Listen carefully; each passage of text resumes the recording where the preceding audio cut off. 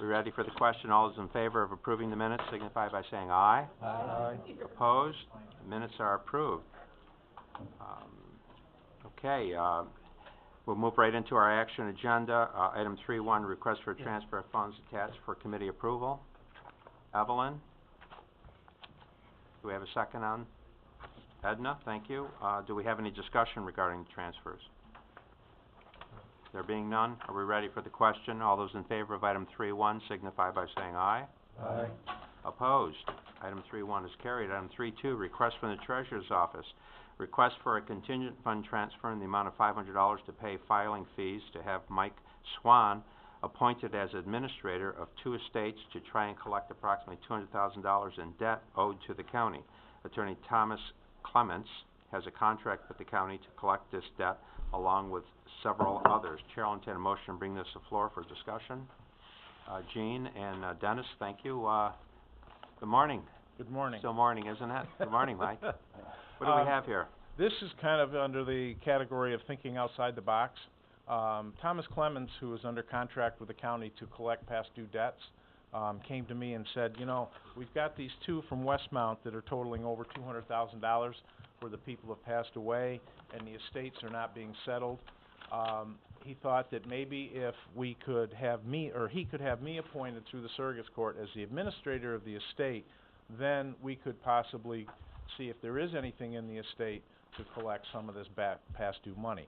Now, what Tom is asking for is $500 up front to cover the filing fees in Surrogates Court, which he will take off of. If he does collect any money, he gets a percentage of what he collects.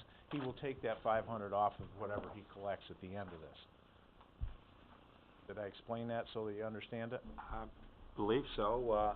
Just a quick question, does he still receive 29% or 30%? 28. If he does collect anything on this, he would take the 500 off of that 28%. Basically, because it's kind of a high-risk situation, so we're looking at just the filing fees for Surrogates Court to get me appointed the administrator on these two estates. We have a recommendation from the county attorney. Yeah, I've looked at this. I've talked to Mike a couple of times about this, also Attorney Clements. I think this is a good idea. I think this gives us some more strength in these proceedings. These are always difficult proceedings to try to collect these debts. I think this is a means, mechanism, if you will, for giving us further options to try to obtain these funds, these are two of the largest accounts that are out there, and they're both troublesome. Any other questions? There being none, are we ready for the question? All those in favor of the motion signify by saying aye. Aye. Opposed? The motion is carried. Item 3.3, Kara Lays, Esquire, of the Fitzgerald Morris Baker Firth Law Firm, would like to address the committee to request approval of bonding for a Warren/Washington County Civic Development Project. Good morning. My name is Kara Elias. I'm from the law firm of Fitzgerald Morris, but I'm here representing the Warren Washington Civic Development Corporation today, which, as you know, is a corporation that was created and formed by Warren County and Washington County, and it's kind of a subsidiary of the Warren Washington IDA, and enables the this entity can provide civic facility financing for various projects that don't have the authority under the IDA. So our current project that we have that have applied to the CDC is the Hudson Headwaters Health Network. They are seeking to build a medical facility on Cary Road in Queensbury. The project is a 28,000 square foot facility. It'll be located at 161 Cary Road. This project is estimated at $7.1 million. The resolution that you have in front of you authorizes up to $7.5 million. They do not anticipate that the project will reach that, but in an effort to make this project streamlined, we've increased that dollar amount so they don't have to come back and ask for an increase if there's any incidentals that come up. This resolution that is in your materials, as part of our legislation when we created the CDC, each county has to consent to the issuance of the bonds. They're tax-exempt financing. They currently are going to be financing with Glens Falls National. They have a commitment. The CDC will be approving this project, moving it forward. On Monday, there's a public hearing at the town hall at 10 a.m. on Monday morning, and then when the CDC meets in the afternoon, they'll be moving this project forward. So, in order to keep on a schedule, we're seeking your approval to move this to your full board for recommendation to consent to the issuance of the bonds, for this project. The anticipated closing date is sometime in mid-December. I don't know if you have any questions regarding the specifics of this project, but I'd be happy to answer them. Mid-December? Yes. Well, I think that, the best we're going to be able to do with this at this stage, I think, is refer it to the county attorney and the county administrator. In order for us, just to give you some idea, our next meeting would be, which one? November 21st. November 21st. I'm not sure what we can do between now and then. Mr. Chairman, I think looking this over, if I understand this correctly, and maybe Kara can correct me, but so this is for Hudson Headwaters, and it's an IDA bond issuance coming out through this. Really, it's instead of an IDA bond issuance, it's coming out through this corporation that you guys set up as the IDA. Right. The IDA no longer has the authority to issue bonds for this type of project, since the Hudson Headwaters is a not-for-profit corporation. So the IDA, through their attorneys, set up this separate corporation, which would in turn be able to issue these bonds. Correct. This is the same type of format that we previously did for ACC in the dorms. Okay, that's where I was leading Yep. to. That's what I kind of thought it was. It's And the same. There's no obligation on behalf of Warren County or Washington County. They have no responsibility with respect to the debt. There's no requirement that they ever have any liability for the debt that'll be issued. the reason you need our approval, though, is to get the exempt status. Right, correct, because each county, when the CDC was formed, each county consented to the formation of that. So anytime we have a bond issuance, we're required to come back to each county and seek their consent to issue the tax-exempt financing. Mr. Chairman, I would submit that perhaps if the county attorney could review this and issue an opinion to the board before the board meeting that there in fact will be no county liability, that it is in fact just for purposes of allowing this organization to get the exempt status. We're all familiar with Hudson Headwaters. Perhaps that would give the board the comfort level of just approving it, as long as, like I say, there's no county financial obligation whatsoever. Rod? I'd make a motion contingent on the county attorney's opinion to that effect. Mr. Dickinson on the second. Any further discussion? There being none, all those in favor of the motion as stated signify by saying aye. Aye. Opposed? I abstain. Mr. Taylor abstains. Motion's carried. Thank you. Thank you. Referral, item 4, referral from the County Facilities Committee, Building and Grounds.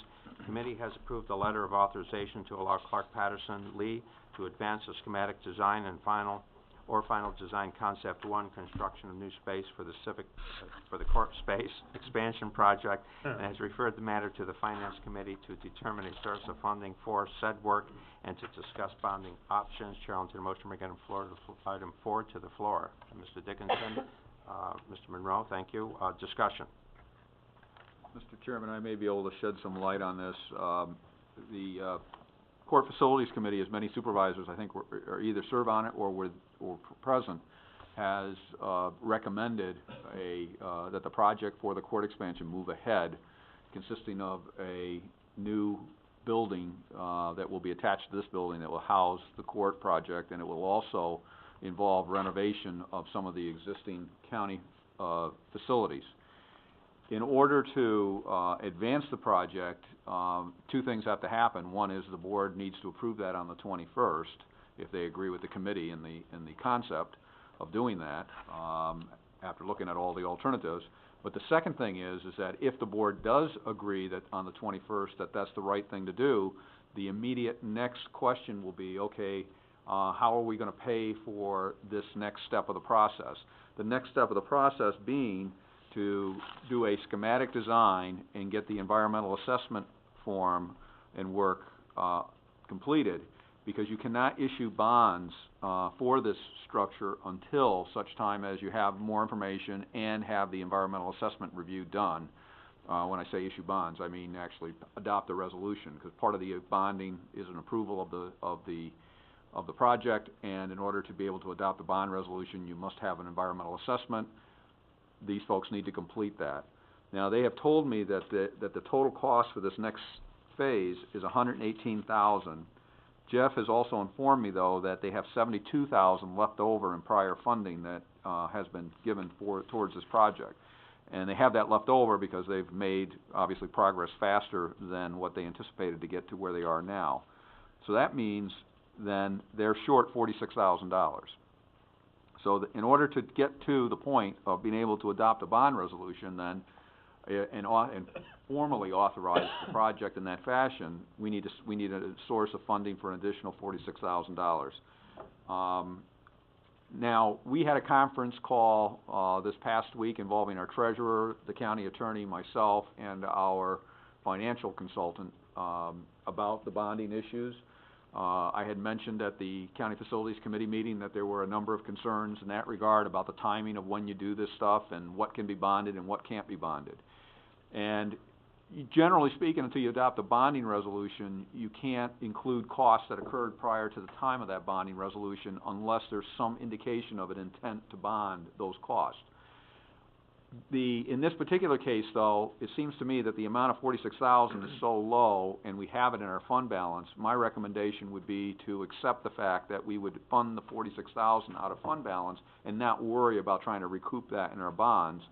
But at the next step, assuming the board approved on November 21st, the next steps, there would have to be, 1, an approval, 2, an authorization of this funding coming out of the fund balance, and 3, probably mixed up in the resolution that Martin would have to work on would be, okay, going forward, though, we would anticipate that we would bond all future expenses. So that's what this is all about. If you want to advance the project, then it'll be 2 steps, if you will, or maybe 3 on the 21st. 1 would be approval of the project as presented by, or out of the County Facilities Committee. 2nd would be to come up with a source of financing for the additional $46,000, which I'm recommending be your fund balance. And then 3, like I say, the other thing that'll be wrapped up in here somewhere will be a comment that all future expenses would be anticipated to be bonded. And then sometime in January, in theory, or thereafter, whenever Martin and bond counsel are ready, they would work towards that bonding. Now, there is one other piece that's floating out there, and that is we do need to get bond counsel on board. And I believe, Martin, you're doing an RFP on that? Yes, Mr. Chair. I have prepared an RFP with Julie's assistance, and I would expect that to be going out to about a dozen law firms or so that we've identified, probably sometime early to the middle of next week. So we will need bond counsel. In speaking to our advisor late last week, financial advisor, I think the expectation is that we need to get bond counsel on board because of perhaps, going forward with a bond resolution during the first quarter of 2015. So we'll do that, and we'll see what the responses are that we get. And the other thing I wanted to point out, just following up on what Paul said, Mr. Chairman, is that on the 21st, I actually have you taking a seeker step in that resolution. I have you identifying the action as an unlisted action. I have you declaring lead agency status and notifying any and all involved interested in agencies, et cetera. I've had conversations with Jeff and just this morning with Matt about that very issue, and this resolution, which I've already started to prepare, has quite a bit about SEQR in it. I think it's important that we don't lose track of SEQR, and that we need to start that SEQR process as early in this action as possible, like it or not. Mm-hmm. So that goes to Paul's point about funding. We are going to have some funding needs to cover those SEQR expenses almost immediately. We won't make a SEQR determination. We're just going to get the process started. Sure, I understand. Does everyone understand the matter? What's the pleasure of the board? Fred? I think we should move forward as Paul suggests, and I'll make a motion for the first one or all 3 if that can be done.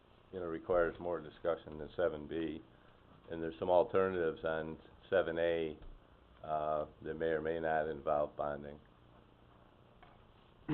We have a motion, Mr. Sokol made the motion, Mr. Kenny seconded the motion. What's your pleasure regarding the motion, gentlemen? We just separate them out, so we just talk about A. Good with separating them, all right. Okay. The motion then is concerning 7A only. Yeah, and 7A, we have, I believe the mayor's here someplace? Mayor Blaze, no? Okay. Okay. But he's worked very diligently to line up events for next year, and I believe he has about 12 events lined up. And each one of those events requires a fence, and it's very expensive, I believe over $5,000 to rent the fence for every event. And as part of the project, it was originally designed to include the fence, but to keep the cost within the budget, the PMEC decided to delete the fence out of the construction schedule. But it's pretty clear that we do need a fence. We've got a proposal to do a fence. There was a high end and a low end. The PMEC and the O&M committee decided to recommend the middle of the road expense for the fence. And I think the only ways to fund this is either through occupancy tax, either in a lump sum or by payment of bonds, or by the general fund, because I don't think the parking revenues are going to be enough to cover it unless we also dedicate some of the parking revenues from the Westbrook parking lot. And I believe many of the revenues from the Westbrook parking lot are as a result of events that take place at the Civic Center. So I think ideally, I would like, as chairman of the Park O&M committee, I would like to see it be considered by the occupancy tax committee, either for a lump sum funding or at least to make a commitment to cover the bonding payments over a 5-year period by doing it as a bond anticipation note for renewable for 5 years. I don't know, maybe the mayor might want to comment on that, Mayor? Right, I agree with everything you said. Okay, The fence is, the quote we've got, Jeff has the quotes there to, design it, put it out to bid, and to construct it, it's gonna be somewhere in the range of about It's about $183,000, and the quotes are in the finance packet. the revenues from the 14 events next year will generate between $45,000 and $50,000. The revenues, I believe, from your parking lot, this year came in close to $100,000. So the more events we book, the more your revenues obviously are gonna rise from the parking lot, so that's a good suggestion. The village board has already approved to, become involved in any manner that your board decides, either with bonding or financing out of our occupancy tax revenue. Bill, you? He wants to make that a motion, I'll second it to refer to the occupancy tax committee. Motion by Mr. Okay. Monroe, second by Mr. Kenny, to refer the matter to the Occupancy Tax Committee. Any further discussion? I guess the only other discussion is, depending on what happens at the tax committee, we may have to go further with, with other committees to do the bonding. Alrighty. We have a motion to refer the 7A to the Occupancy Tax Committee. All those in favor of the motion signify by saying aye. Aye. Opposed? The motion is carried. 7B, request to appropriate funds in the amount of $3,549.50 from Budget Code A697.07 Deferred Revenue Gaslight Village Parking Fee to Budget Code 1625-413 to reimburse the Village of Lake George for expenses incurred in connection with events held at the festival space. Chair will entertain a motion regarding 7B. Mr. Dickinson, second. Mr. Kenny, thank you. Discussion. Fred, you want to fill us in on this? Well, this is just for the work that the village has done on the project for the operation and maintenance. I guess there was a question, about the rates, and I think the intent is to just make the village whole for reimbursement for what their actual costs were. Does the mayor have any comment on that? That's it, yeah. Okay. Any further discussion? There being none, are we ready for the question? All those in favor of approving item 7B signify by saying aye. Aye. Opposed? Item 7B is carried. Item 8, referral from the Public Safety Committee, Office of Emergency Services, request to amend the 14 county budget to reflect the receipt of unanticipated revenues and appropriations in the amount of $4,211 in local emergency planning grant funding. Chair will entertain a motion regarding item 8. Mr. Dickinson? Ms. Wood? Thank you. Discussion. There being none, all those in favor of the motion on item 8 signify by saying aye. Aye. Opposed? Item 8 is carried. Item 9, referrals from the Public Works Committee, DPW. 9A, request to amend the 14 county budget in the amount of $6,000 to increase miscellaneous fees and expenses related to battery disposal. Chair will entertain a motion regarding item 9A. Mr. Merlino? Mr. Taylor, thank you. We're ready for the question. All those in favor of item 9A signify by saying aye. Aye. Opposed? Item 9A is carried. Item 9B, request to create capital project H351.950 280 CR 44 over Hudson River Bridge painting project in the amount of $12,600. Chair will entertain a motion to bring item 9B to the floor. Can we do B, C, and D? Motion on B, C, and D is there by Mr. Merlino, and a second to that? Mr. Dickinson, thank you. Any discussion? There being none, are we ready for the question? All those in favor of the motion approving 9B, C, and D signify by saying aye. Aye. Opposed? Carried. Item 9 carried. Item 10, referrals from the Real Property Tax Services Committee. Real Property Tax Services. 10A, request to authorize stipulation of settlement agreement regarding Alexi Brothers et al. Versus Town of Queensbury, Queensbury Union Free School District, and Warren County, in the amount of $11,777.12 as a result of real property tax law Article 7 proceedings, as well as to determine a source of funding for said settlement. Chair will entertain a motion to bring item 10A to the floor. Mr. Monroe, Mr. Dickinson, thank you. Yes, thank you, Mr. Chairman. Mr. Assett.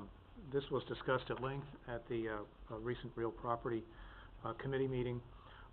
This involves the settlement of a long outstanding Article 7 proceeding against the town of Queensbury. It commenced back in 2006 and was originally a hybrid challenge of an Article 78 proceeding and Article 7 proceeding by some 50 or 60 property owners who all own lakefront property. I was involved back in 2006, up until the time I became county attorney. I represented the Queensbury School District and the Lake George School District in these proceedings, and now find myself representing the county in these proceedings. But in any event, through the years, the assessor for the town of Queensbury has whittled away at these parcels and has reached settlements through the years. On most of them, there are 3 that remained outstanding that are the subject of discussion at the Real Property Tax Services Committee. It's my understanding that all of them are on properties that are on Lake George. My understanding that all of them are properties located within the Lake George Central School District, not the Queensbury Union Free School District, and I needed to clarify that for the record. I've talked quite a bit with Mike Swan about this, and it's my understanding that the Real Property Committee is recommending to the Finance Committee settlement of these proceedings. We do need a source of funding. It's a one-time payment of $11,777.12 to be apportioned among the 3 properties and paid to the property owners thereof as deemed appropriate by the Warren County Treasurer. So it is my recommendation that we move this forward and approve this, and that we identify a funding source. Mr. Jusek, we're on item 10A. We need to have your recommendation regarding a funding source. Mr. Swan? We don't need to identify a funding source. This is part of, the Treasurer's Office does this on a regular basis whenever there's an assessment reduction due to a court order or whatever. We have a source of funding lined up for that, so that's not a problem. What's different about this proceeding, and I agree with that, what's different about this proceeding is that in most instances, the county is not a named respondent. Here we are a named respondent. As a result, we do need your approval to authorize me to sign the settlement agreement. I think it was discussed at Real Property Committee that we would need a funding source, but apparently that issue is no longer on the table. So for the committee, put a period after the third line, proceedings, and strike the balance of that sentence.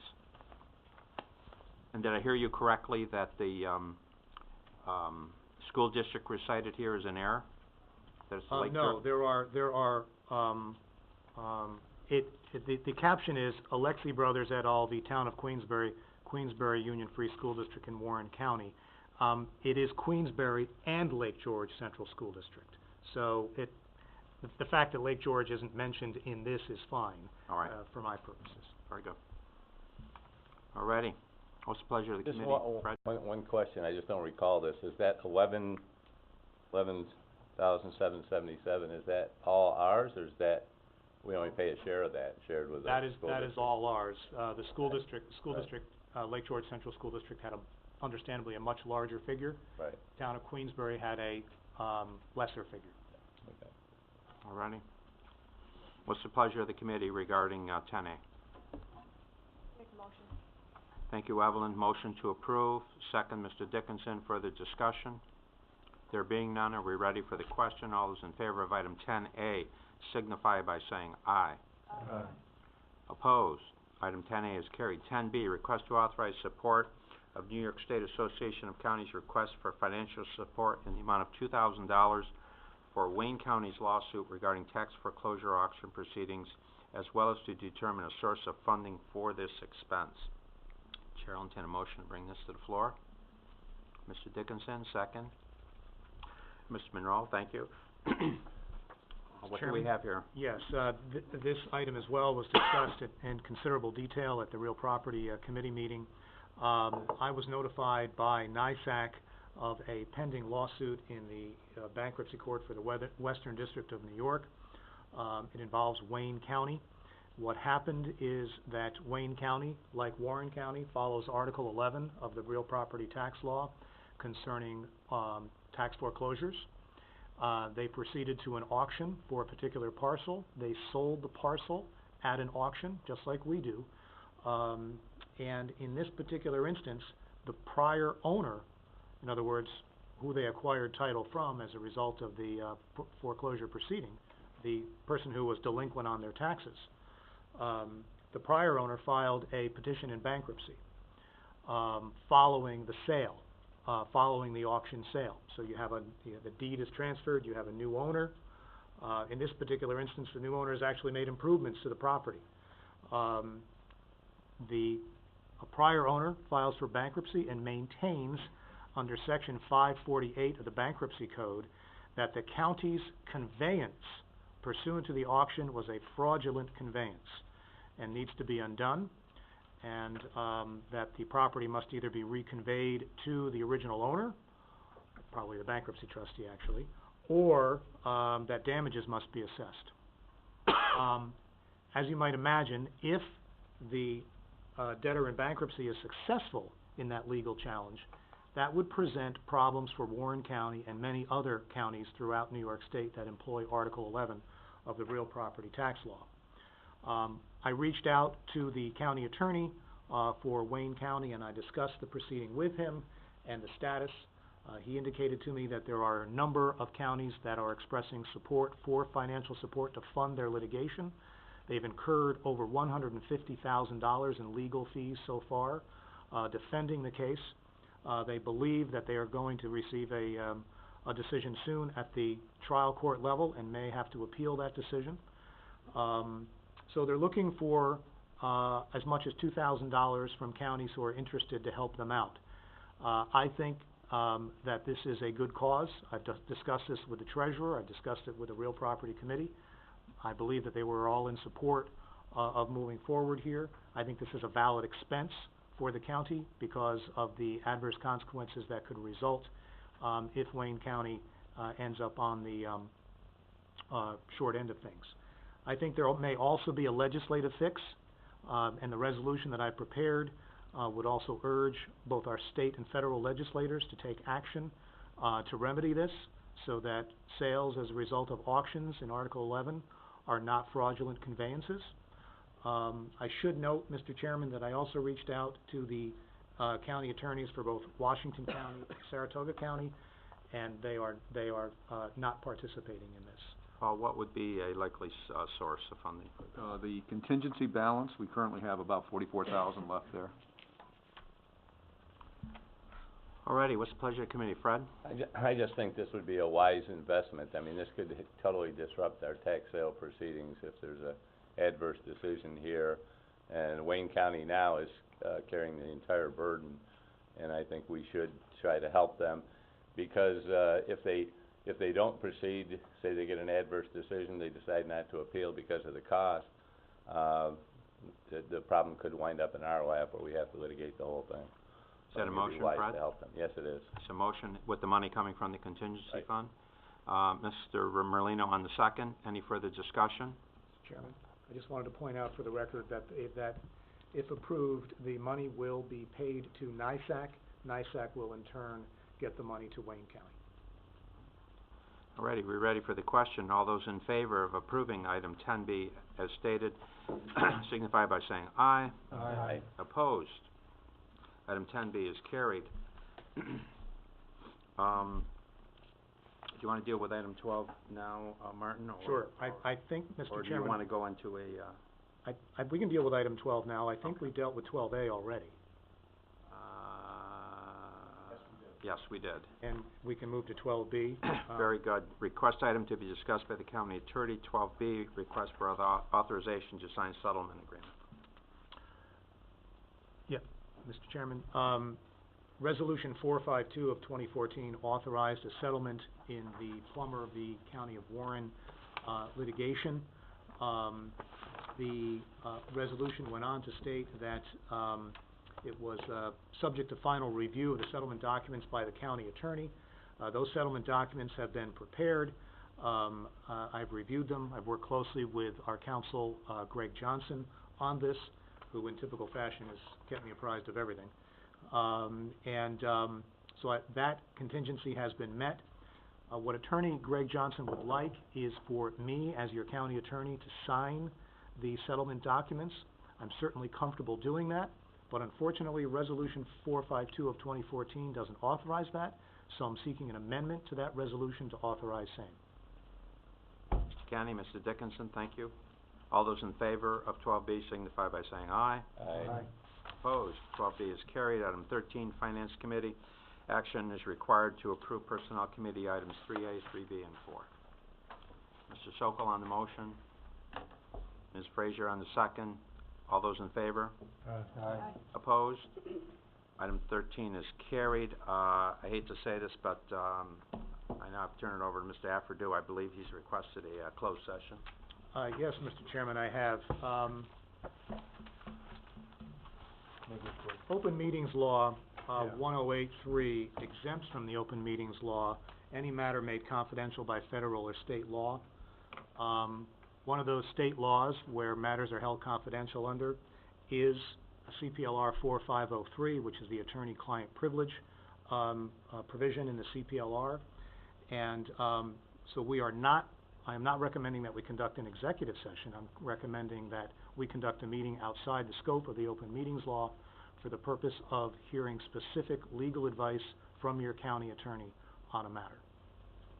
So we could do it this two ways. We could conclude your Finance Committee meeting now and simply have the closed session, or we could go into the closed session and come out of the closed session and then conclude your Finance Committee meeting at that point. Are we anticipating any actions coming out of the closed session? No action would be taken, and this no action would be taken, and this is not a meeting where action could be taken. And I'd prefer to close the Finance Committee meeting. Mr. Sokol on the, Mr. Dixon on the second. All those in favor of closing the meeting signify by saying aye. Aye. Opposed? Finance Committee is adjourned. Thank you, everyone.